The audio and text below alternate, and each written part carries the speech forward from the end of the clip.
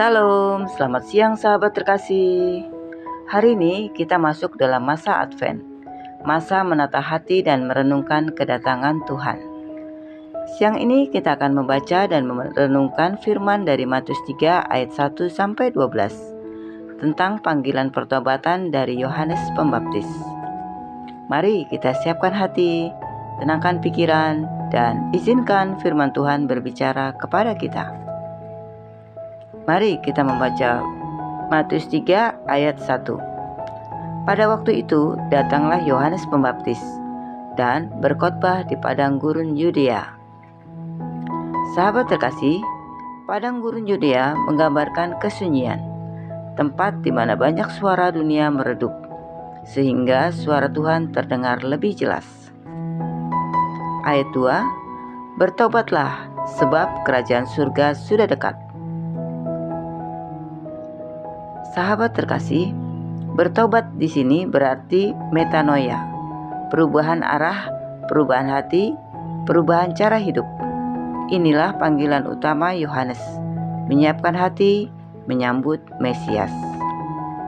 Ayat 3, sesungguhnya dialah yang dimaksudkan oleh Nabi Yesaya ketika ia berkata, ada suara yang berseru-seru di padang gurun, persiapkanlah jalan untuk Tuhan, luruskanlah jalan baginya. Sahabat terkasih, firman Tuhan tidak pernah berdiri sendiri. Nabi Yesaya sudah menubuatkan kedatangan Yohanes ratusan tahun sebelumnya. Ayat 4, Yohanes memakai pakaian bulu unta dan ikat pinggang kulit, dan makanannya belalang dan madu hutan.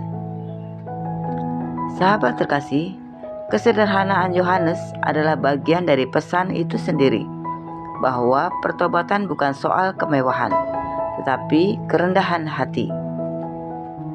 Ayat 5, maka datanglah kepadanya penduduk dari Yerusalem, dari seluruh Yudea dan dari seluruh daerah sekitar Yordan. Sahabat terkasih, orang-orang datang karena mereka haus akan pembaruan. Hati yang lelah selalu mencari harapan. Ayat 6, sambil mengaku dosanya, mereka dibaptis oleh Yohanes di sungai Yordan. Sahabat terkasih, pengakuan dosa adalah langkah kejujuran. Baptisan Yohanes adalah simbol pembersihan hati, menyambut sesuatu yang lebih besar. Ayat 7, tetapi waktu ia melihat banyak orang Farisi dan Saduki datang untuk dibaptis, ia berkata kepada mereka, hai kamu keturunan ular beludak, siapakah yang mengatakan kepadamu bahwa kamu dapat melarikan diri dari murka yang akan datang? Sahabat terkasih, Yohanes menegur keras karena mereka datang hanya untuk ritual, bukan perubahan hati. Ayat 8, jadi hasilkanlah buah yang sesuai dengan pertobatan. Sahabat terkasih, pertobatan sejati selalu terlihat lewat buah kehidupan, bukan kata-kata, bukan penampilan, tetapi perubahan nyata.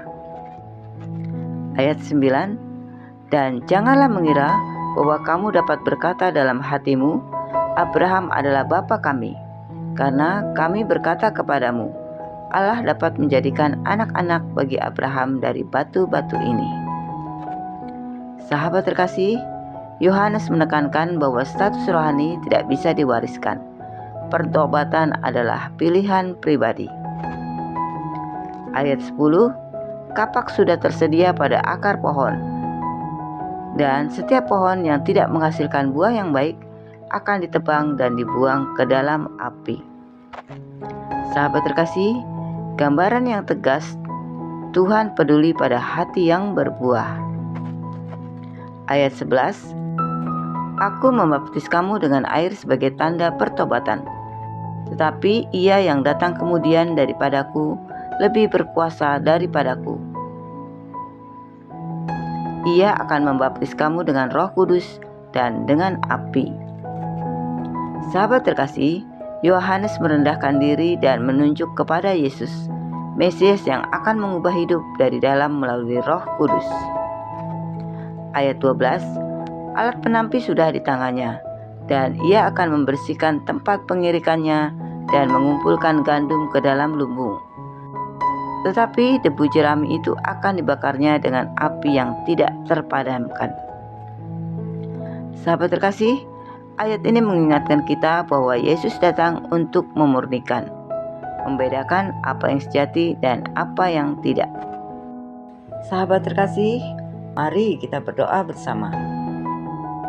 Bapa yang Maha Baik, terima kasih untuk firman-Mu dari Matius pasal 3 yang telah kami dengar siang ini. Biarlah setiap kata yang kami baca menjadi terang bagi hati kami. Ajari kami menata hidup, menata langkah, dan menyiapkan jalan bagi-Mu memasuki setiap bagian kehidupan kami. Tolong kami untuk menghasilkan buah pertobatan, buah yang memuliakan Engkau dan memberkati sesama. Di masa Advent ini, jadikan hati kami lebih lembut, lebih peka, dan lebih siap menyambut karya-Mu. Tuhan, sertai kami dalam aktivitas selanjutnya hari ini. Dalam nama Tuhan Yesus Kristus, kami berdoa dan mengucap syukur. Amin. Sahabat terkasih, terima kasih sudah bersama-sama dalam pembacaan Alkitab hari ini. Jika firman Tuhan ini menguatkanmu, jangan lupa untuk klik like, komen, share, dan subscribe ya, supaya semakin banyak orang dikuatkan oleh firman Tuhan. Sampai jumpa di pembacaan Alkitab berikutnya. Selamat beraktivitas. Tuhan Yesus memberkati.